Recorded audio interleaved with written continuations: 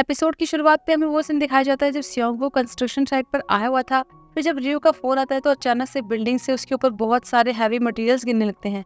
उसकी पूरी life cycle उसकी आंखों के सामने घूमने लगती है। वो अपनी लाइफ के सारे मोमेंट्स को याद करता है, किंडरगार्टन से स्कूल तक, स्कूल से ऑफिस तक, सब कुछ। उसकी लव स्टोरी, हर एक पल जो उसने रियो के साथ बिताए थे। लेकिन उसकी किस्मत अच्छी थी कि वो चीजें सिर्फ उसके एक हाथ पर लगती हैं। प्रेजेंट में वो रियो को ऐसे बता रहा था। वो कहती है, अगर एक सेकंड भी लेट होता तो तुम्हें बहुत ज्यादा चोट लग सकती थी। तुम्हारे आसपास कितना खतरा है, तुम बिल्कुल भी सेफ नहीं हो। इन सब के साथ तुम्हें बहुत ही केयरफुल रहना चाहिए। उसे तो सियोंगो की चिंता हो रही थी। तभी वो उसे बताता है कि तुमने एक कुकिंग कंपटीशन जीता है और उसमें तुम थर्ड आई हो। वो कुछ समझ नहीं पाती, कहती है कि तुम क्या बोल रहे हो, मैंने कभी कोई कॉन्टेस्ट में पार्टिसिपेट नहीं किया। वो कहता है मैंने किया था। तब हमें दिखाया जाता है कि वो उसी रेस्टोरेंट आया था जिसे बनाने के लिए उसे अवार्ड मिला था। तो उसने वहाँ पर एक हेल्दी डिश कॉम्पिटिशन देखा। इसके बाद घर आकर उसने रियो की बनाई हुई रेसिपी को सबमिट किया और उसके नाम से पार्टिसिपेट कर दिया। इन सब के लिए वो रियो से माफी मांगता है कि मैंने तुम्हारी परमिशन के बिना ये सब कर दिया।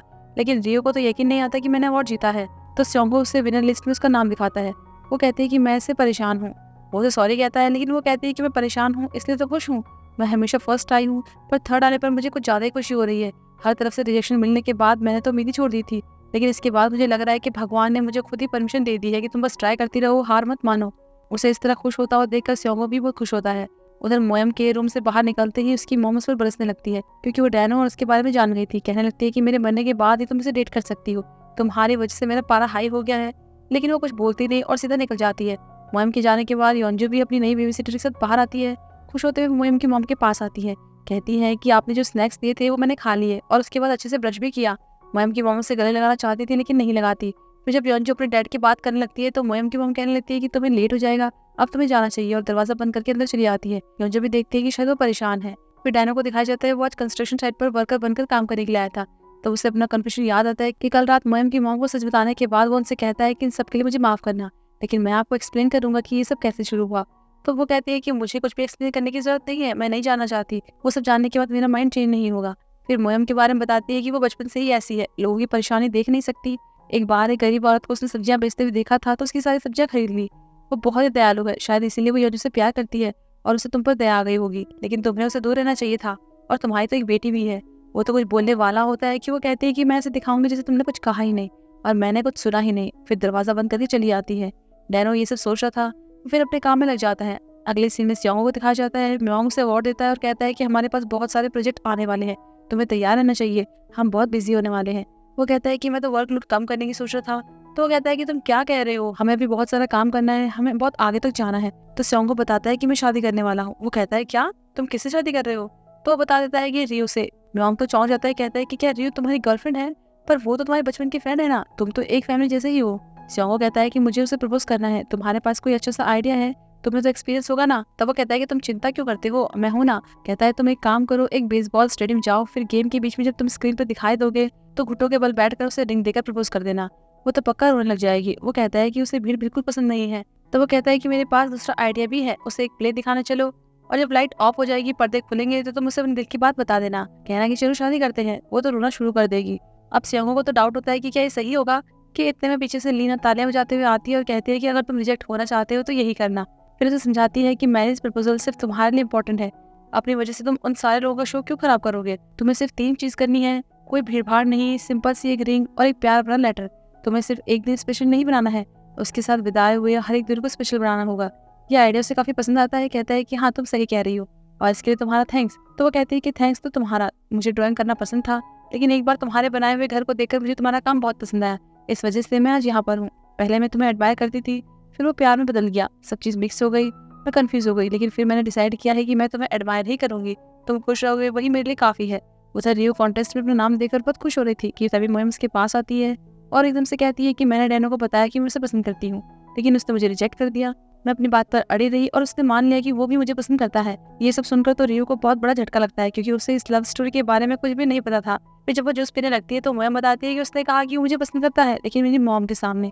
ये सुनकर तो उसके मुंह से जूस निकल जाता है। तब रियो से माफी मांगती है कि मैंने अपने रिलेशनशिप की वजह से तुम्हें अनदेखा ही कर दिया। वो कहते हैं कि तुम्हारी गलती नहीं है, मैंने तुम्हें कुछ बताया ही नहीं था, तो तुम सॉरी क्यों बोल रही हो। उसे तो इस बात की चिंता हो रही थी कि वो मॉम को कैसे हैंडल करेगी, उन्हें कैसे समझाएगी। वो बताती है कि मेरी मॉम ने कहा है कि मेरे मरने के बाद ही तुम डैनो को डेट करना। तो रियो कहती है कि मेरा भी कुछ ऐसा ही सीन है, मेरी मॉम को अगर पता चल गया तो मुझे मार डालेगी, हम करे तो करे क्या। वो दोनों तो बस ये सब सोचकर परेशान हो रहे थे। फिर सियोंगो को देखते हैं, रास्ते में उसे वही बूढ़ी दादी मिलती है जिसकी उसने और डैनो ने हेल्प की थी। तभी डैनो भी वहाँ पहुंच जाता है तो दोनों ड्रिंक के लिए आ जाते हैं। तब बातों बातों में स्योंगो उसे बताता है कि मैं कॉलेज टाइम से वॉलंटियर का काम करता हूँ, जरूरतमंदों के लिए घर बनाता हूँ। वो पूछता है कि तुम किसी ऐसे ऑर्गेनाइजेशन को जानते हो जो कि लोगों के टूटे फूटे घरों को रिपेयर करते हैं। बताता है कि जो बूढ़ी दादी हमें मिली थी ना, उनके घर को भी रिपेयर की जरूरत है, उनका घर बहुत बुरी कंडीशन में है। स्योंगो कहता है कि अगले हफ्ते कैसा रहेगा, मेरा शेड्यूल टाइट है लेकिन फिर भी मैं अपनी तरफ से पूरी कोशिश करूंगा। वो चौंक जाता है, कहता है कि तुम खुद से वो काम करोगे। वो कहता है ऑर्गेनाइजेशन को बताने से अच्छा है कि मैं खुद ये काम करूँ, इससे जल्दी होगा। और वैसे भी हम तो फ्रेंड है ना, तो फ्रेंड्स किस लिए होते हैं। फ्रेंड समझकर डैनो भी उसे अपने और मोएम के बारे में बता देता है। कहता है कि हम दोनों एक दूसरे को पसंद करते हैं लेकिन उसकी मॉम इसके खिलाफ है। स्योंगो को भी थोड़ा सा शौक लगता है कि तभी उसे रियो का मैसेज आता है कि मोएम मेरे साथ है। तो दोनों प्लान बनाते हैं कि दोनों को मिला लेते हैं। वहाँ रियो मोएम को एक जगह पर ले आती है कि थोड़ी देर बाद स्योंगो भी डैनो को वहीं ले आता है और फिर एक दूसरे को देखकर ऐसे रिएक्ट करते हैं जैसे कि उन्हें कुछ पता ही ना हो। लेकिन मोएम और डैनो समझ आते हैं। मोएम तो कहती है कि क्या ये तुम्हारी सबसे बेस्ट एक्टिंग थी, जो भी थी बहुत बुरी थी। रियो कहती है कि जो भी है हमने तो तुमको मिला दिया, अब तुम डांस करो या फिर शादी करो, तुम देखो। और स्योंगो को लेकर वहां से चली जाती है। उनके जाने के बाद मोएम डैनो से कहती है कि कल रात भले मैं नशे में थी लेकिन मुझे सब कुछ याद है। अपनी फीलिंग्स कन्फेस करने के बाद तुमने मुझे कॉल क्यों नहीं की, मॉम की वजह से। वो कहता है हाँ मैं समझ सकता हूँ कि उन्हें कैसा फील हुआ होगा, अगर उनकी जगह मैं होता तो मैं भी मना करता। वो कहती है तो मेरी मॉम के सामने अपनी फीलिंग्स को कैसे कन्फेस कर सकते हो। वो कहता है मुझे माफ करना लेकिन मुझे लगा कि सच बता देना चाहिए। तो वो कहती है कि मैं वो नहीं कह रही हूँ, मेरे कहने का मतलब है कि मैंने तुम्हें कहा था कि मैं तुम्हें पसंद करती हूँ लेकिन तुमने मुझे रिजेक्ट कर दिया और फिर मेरी मॉम के सामने जाकर अपनी फीलिंग्स कह दी। तुमने मुझे कभी डायरेक्ट नहीं कहा कि तुम मुझे पसंद करते हो। वो मेरे लिए कितने इंपॉर्टेंट वर्ड्स थे और मैंने ही तुम्हें पहले किस किया था। ये सुनकर तो वो एकदम से उसे किस कर देता है लेकिन फिर जब उसे एहसास होता है कि मैंने क्या कर दिया तो वहां से उठ जाता है। तब वो भी उसके पास आती है, कहती है कि तुमने अच्छा नहीं किया, इस तरह से बीच में कौन रुकता है। पहले तो वो कुछ बहाने बनाने लगता है लेकिन फिर कह देता है कि मैं तुम्हें पसंद करता हूँ। ये सुनकर तो मोम से गले लगा लेती है। अगले दिन रियो के डैड को दिखाया जाता है, वो चुपचाप से उस नए रेस्टोरेंट को देख रहे थे जिसकी वजह से उनका रेस्टोरेंट नहीं चल रहा था। तभी वो अपनी वाइफ को वहां से खाना ले जाते हुए देखते हैं। इसके बाद दोनों वापस अपने रेस्टोरेंट आते हैं। वो देखना चाहती थी कि वहाँ का खाना कैसा है। जब उसे टेस्ट करते हैं तो उन्हें काफी पसंद आता है। इसके सामने तो उनका खाना फीका था। रियो के डैड तो कहने लगते हैं कि क्या हमें अपने रेस्टोरेंट को बंद कर देना चाहिए। दूसरी तरफ स्योंगो और रियो एक रेस्टोरेंट में मिलते हैं। खाना देकर रियो खाने की वीडियो बनाने की बात करने लगती है। स्योंगो कहता है कि तुम यूएस में जिस तरह से यूट्यूब वीडियो बनाया करती थी तो क्यों नहीं यहाँ पर भी वो ट्राई करो। वो कहती है कि वहाँ के लोग कोरियन फूड को अच्छे से नहीं जानते थे तो मैं बस एक्सपर्ट होने की एक्टिंग करती थी और वैसे भी यहाँ तो बहुत सारे लोग पहले से ये सब कर रहे हैं। वो कहता है तुम ट्राई तो करो, मैं तुम्हारी वीडियो बनाऊंगा। इसके बाद ऑफिस जाकर दोनों वीडियो शूट करने लग जाते हैं लेकिन रियो तो नर्वस होने लगती है। तब स्योंगो उसमें कॉन्फिडेंस जगाता है, कहता है कि तुम्हारा खाना हमेशा बहुत टेस्टी होता है, मुझे ये ज्यादा अच्छे से पता है तो तुम ये कर सकती हो। और फिर वो वीडियो शूट करने लगते हैं। वहाँ लीना जिम कर रही थी, उसे अपसेट देखकर डोंगजिन उसके पास आता है, कहता है कि कुछ हुआ है क्या। वो बता देती है कि मैं रिजेक्ट हो गई हूँ, मैं बहुत अपसेट हूँ लेकिन मुझे प्राउड है कि मुझे उस पर क्रश था। तब डोंगजिन उसे पानी देता है, कहता है कि एक्सरसाइज करते हुए तुम्हें इसकी जरूरत पड़ेगी। वो मना करती है तो वो कहता है कि तुम्हें देखकर लग रहा है कि तुम अभी रो पड़ोगी और कहीं तुम मेरे प्यार में मत पड़ जाना। एक जिम ट्रेनर और मेंबर डेट ही कर सकते हैं, मुझे अपने काम पर ही फोकस करना है। उसकी ऐसी बातें सुनकर तो लीना हंसने लग जाती है। उधर मोयम अपनी मॉम के लिए खाना लेकर घर आती है तो वो कहती है कि तुम मुझसे सॉरी कहना चाहती हो ना, इसलिए लेकर आई हो। वो कहती है हाँ मैं अभी भी सॉरी कहना चाहती हूँ और आगे भी कहती रहूंगी क्योंकि मैं डैनो को डेट करने वाली हूँ। ये सुनकर तो उसकी मॉम खाना फेंक देती है, कहती है कि तुम पागल हो गई हो, मैंने तुम्हें मना किया है फिर भी तुम ये काम कर रही हो। तो वो बता देती है कि योंजू डैनो की बेटी नहीं है, उसके भाई की बेटी है, उसकी पूरी फैमिली एक एक्सीडेंट में मर गई थी, तब से डैनो उसका ख्याल रखता है। उसकी मॉम कहती है कि इससे क्या, अगर वो उसकी बेटी नहीं है तो उससे क्या फर्क पड़ता है, इससे कुछ भी चेंज नहीं होने वाला है, मैं तुम्हें उसे डेट करने को नहीं कहूंगी। वो कहती है मैं आपकी परमिशन लेने के लिए आपको ये नहीं बता रही हूँ, उनकी लाइफ में इतना सब कुछ हो गया, उन्होंने कितना कुछ सहा है, वो दोनों बस एक दूसरे की फैमिली है, मैं ये सब आपको इसलिए बता रही हूँ क्योंकि मैं उन्हें प्रोटेक्ट करना चाहती हूँ। उसकी मॉम कहती है कि तुम्हें पता भी है कि इसका मतलब क्या है, क्या तुम उसकी मॉम बनकर रह सकती हो, लोग अपने बच्चों को नहीं पालना चाहते तो तुम दूसरे के बच्चों को कैसे पालोगी। मॉम कहती है कि मुझे अभी भी अच्छे से याद है कि डैड के गुजर जाने के बाद आपको और हम दोनों बहनों को दादी के घर से निकाल दिया गया था, तब आपने कितनी मुश्किल से हम दोनों को पाला। दिन में आप काम करती थी और रात को रियल एस्टेट एजेंट एग्जाम की पढ़ाई करती थी, पर आपने हमें कभी पढ़ाई के लिए फोर्स नहीं किया, चाहे मेरे करियर की बात हो या फिर कुछ और, आपने हमेशा मेरी चॉइस की रिस्पेक्ट की, तो इस बार भी प्लीज आप मुझे समझो। लेकिन वो तो कह देती है कि कल तुम एक ब्लाइंड डेट पर जाओगी, जल्दी से शादी करो, मैं चाहती हूँ कि तुम किसी ऐसे इंसान से शादी करो जिसके साथ तुम हमेशा खुश रहो। तो वो कहती है कि मैं खुश हूँ, आपके साथ में बहुत खुश हूँ, लेकिन मैं डैनो और योंजू दोनों को पसंद करती हूँ और उनके साथ खुश रहना चाहती हूँ। ये कहकर अपने रूम में चली जाती है। दूसरी तरफ रियो के डैड घर के बेसमेंट में आते हैं और पुरानी यादों को ताजा करने लगते हैं। तब उनकी वाइफ भी आती है और दोनों पुराने दिनों को याद करने लगते हैं। सोचते हैं कि हमारे बच्चे तो अपनी लाइफ में आगे बढ़ रहे हैं तो क्यों ना हम इस रेस्टोरेंट को बंद कर दें, अपनी बाकी लाइफ को भी आराम से जिए।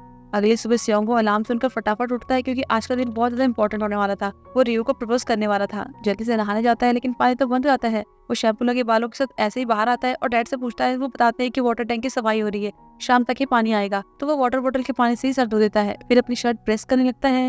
लेकिन तभी उसे एक कॉल आ जाता है, तो वो प्रेस रखकर बात करने के लिए जाता है, लेकिन गलती से उसके पैर में तार लग जाती है और प्रेस उसकी शर्ट पर गिर जाती है, तो शर्ट जल जाती है। उसका आज का दिन कुछ ठीक नहीं चल रहा था।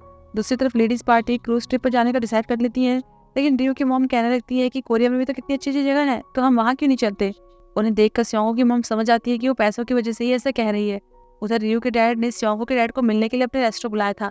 तब वो उन्हें अपने शॉप बंद करने के बारे में बता देते हैं और उन्हें बहुत ही टेस्टी खाने का ट्रीट देते हैं, लेकिन कहते हैं कि बदले में तुम्हें मुझे अच्छे अच्छे फोटोज खींचना सिखाना होगा क्योंकि मेरी वाइफ मुझसे बहुत ज्यादा परेशान है। यहाँ योंजे मोयम की मॉम से मिलने आती है और उन्हें एक पेपर फ्लावर देती है। कहती है कि मैं सिर्फ उन्हें देती हूँ जिन्हें मैं बहुत पसंद करती हूँ, मैं आपको भी देना चाहती हूँ। मैंने कुछ दिन से आपकी स्माइल नहीं देखी है ना, अगर आप परेशान हो तो इसे ले लो और स्माइल करो।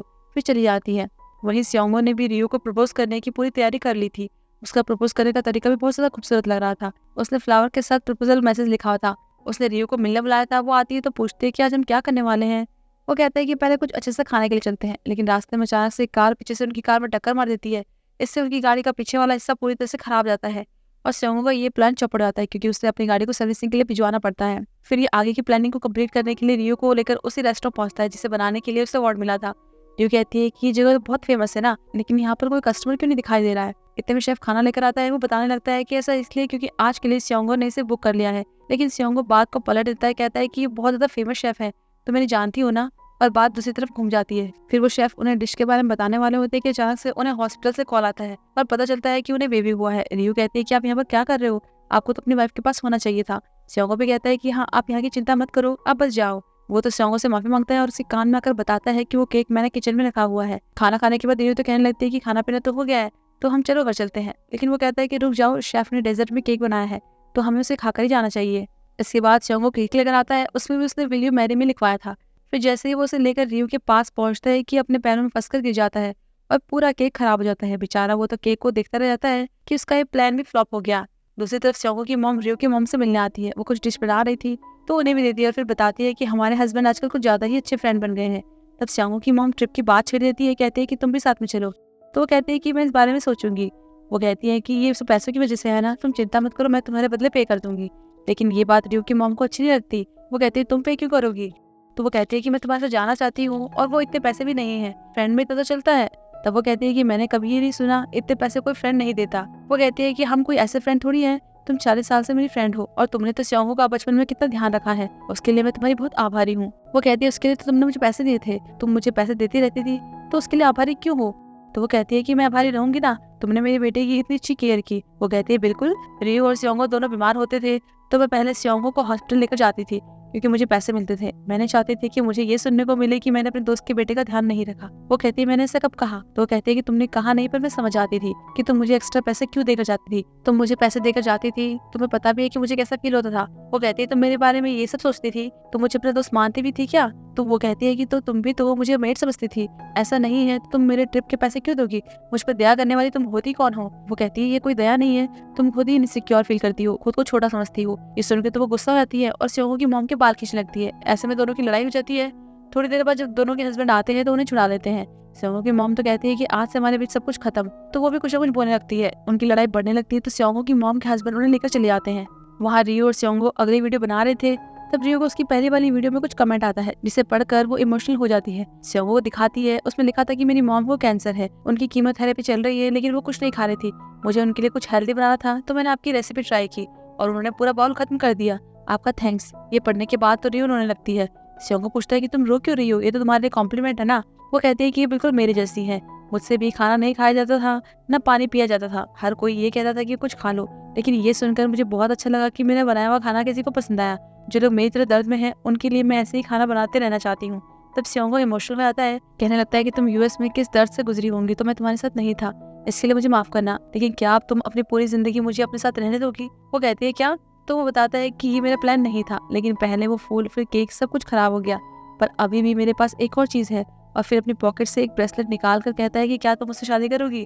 पर वो तो सॉरी बोल के मना कर देती है। इससे तो उसका दिल टूट जाता है। अगले दिन वो ऑफिस जाता है लेकिन उसका ध्यान कहीं लग नहीं रहा था। वो अपने रिजेक्शन के बारे में ही सोच रहा था। तभी डैन उससे मिलने आता है तो वो उसे अपनी सारी कहानी बता देता है। कहता है मुझे लग ही रहा था कि कुछ गड़बड़ होगी, कुछ भी प्लान के हिसाब से नहीं चल रहा था। मैंने उसे ब्रेसलेट देकर प्रपोज किया, कहीं ब्रेसलेट देकर गलती तो नहीं कर दी ना।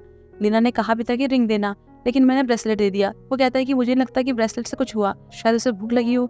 मैंने सुना है जब लड़कियां भूखी होती है तो बहुत ज्यादा सेंसिटिव होती हैं। वो कहता है तुम सही हो, वो बचपन से ही भूख बर्दाश्त नहीं कर पाती। मुझे प्रपोज करने से पहले उसे कुछ खिलाना चाहिए था। उधर रियो भी प्रपोजल के बारे में सोच रही थी। वहीं उसकी मॉम तो अभी भी स्योंगो की मॉम पर नाराज थी। कहती है कि वो खुद को समझती क्या है, मैं पागल थी जो उसके लिए खाना बनाती थी। वो अमीर है तो क्या मेरे बदले पैसे देगी, अपनी अमीरी का रौब झाड़ेगी। उनके हस्बैंड समझाते भी हैं कि उसका गलत इंटेंशन नहीं रहा होगा, लेकिन वो नहीं सुनती। और उधर स्योंगो की मॉम भी गुस्से में थी। कहती है कि वो हमेशा से मुझसे जलती थी, उसे मेरी अच्छी इंटेंशन नहीं दिखाई दी। उनके हस्बैंड भी समझाने लगते हैं लेकिन वो सुने तब ना। अब दोनों के बीच कोई सुलह नहीं हो रही थी तो दोनों के हस्बैंड मिलने का प्लान बनाते हैं। इस बीच मोयम की मॉम मोयम, योंजू और डैनो को साथ में जाते हुए देखती है। तब योंजू के शूलेस खुल जाते हैं तो मोयम उसे बांधने की नई ट्रिक बताती है जिससे वो कभी नहीं खुलेंगे। ये देखकर मोयम की मॉम को वो टाइम याद आता है जब उन्होंने भी बचपन में मोयम को ये ट्रिक सिखाई थी। अपनी बेटी को उनके साथ इतना खुश देखकर उनका गुस्सा शांत हो जाता है। बाद में जब वो तीनों वापस आती है तो वो पहले मोयम पर गुस्सा करने लगती है कि तुम इतना लेट क्यों आई, अब जाओ कुछ खाने के लिए ले आओ। फिर डैनो से कहती है कि तुम्हें क्या पसंद है, और योंजू का फेवरेट खाना ऑर्डर करने का बोलकर उसे गोद में उठा लेती है और अंदर ले आती है। फाइनली उन्होंने सबको एक्सेप्ट कर लिया था। दूसरी तरफ स्योंगो के डैड चुपचाप रियो के डैड से मिलने उनके रेस्टोरेंट आते हैं। दोनों बातों के साथ साथ ड्रिंक करते हैं। रात हो जाती है लेकिन वो घर नहीं जाते। तभी रियो की मॉम को खबर मिलती है कि उनके हस्बैंड किसी और के साथ हैं। इधर से ये जाती है और उधर से स्योंगो की मॉम भी आती है तो दोनों रेस्टोरेंट के बाहर मिलते हैं और तब भी लड़ते लड़ते अंदर आते हैं और वहाँ अपने हस्बैंड को नशे में देखकर उन पर चिल्लाते हैं। वहीं दूसरी तरफ रियो को भी उस जगह से कॉल आती है जहाँ स्योंगो नशे में था तो जल्दी से उसे लेने जाती है। उसने कुछ ज्यादा ही पी ली थी इसलिए रियो से ज्यादा दूर नहीं ले जा पाती। वो पूछने लगता है कि तुमने मुझे रिजेक्ट क्यों किया, तुम मुझसे शादी क्यों नहीं कर सकती, लेकिन वो इतने नशे में था कि सो जाता है। रियो से चलने को बोलती है लेकिन वो कुछ बोलता ही नहीं तो उठकर चली जाती है। इसके बाद जब उसकी आंख खुलती तो थोड़ा दूर तक आ गए थे, उसका नशा भी कम हो गया था। रियो को देखकर फिर पूछता है कि तुमने मेरा प्रपोजल रिजेक्ट क्यों किया, तुमने कहा था कि तुम मुझसे प्यार करती हो तो शादी क्यों नहीं कर सकती, हम साथ में बहुत खुश रहेंगे। तो वो कहती है कि तुम्हें लगता है कि हम साथ में लंबी लाइफ जी पाएंगे, मैं भी ठीक हूँ लेकिन वो एक दिन आएगा जब मैं ठीक नहीं होंगी, मैं बीमार होंगी, किसे पता कि कल क्या बुरा हो। वो कहता है कि तुम ऐसा क्यों सोचती हो, और अगर मेरे साथ ऐसा हुआ होता तो तुम मेरा एक्सीडेंट भूल गई, और ये तो किसी के साथ भी हो सकता है, मौत को कोई नहीं रोक सकता। मैं तुम्हें ये तो नहीं कह सकता कि ऐसा नहीं होगा, लेकिन ये जरूर कह सकता हूँ कि मैं अपनी पूरी लाइफ से तुम्हारे साथ बिताना चाहता हूँ। फिर उसे गले लगाकर कहता है कि 100 साल नहीं, 10 साल नहीं, अगर मुझे जिंदा रहने के लिए एक दिन भी मिले तो मैं तुम्हारे साथ ही बिताना चाहूंगा। वो भी कहती है कि मैं भी यही फील करती हूँ। तब स्योंगो कहता है कि फिर तुम मेरे प्रपोजल को एक्सेप्ट करोगी। वो कहती है हाँ, अगर तुमने ब्रेसलेट वापस नहीं किया होगा तो। कि तभी सामने उन दोनों के पेरेंट्स आ जाते हैं। उन्होंने इन्हें गले लगे हुए देख लिया था, अब इनका क्या होगा यही जाने। यहाँ पर ये एपिसोड खत्म होता है तो फिर हम जल्दी मिलते हैं अगले एपिसोड में।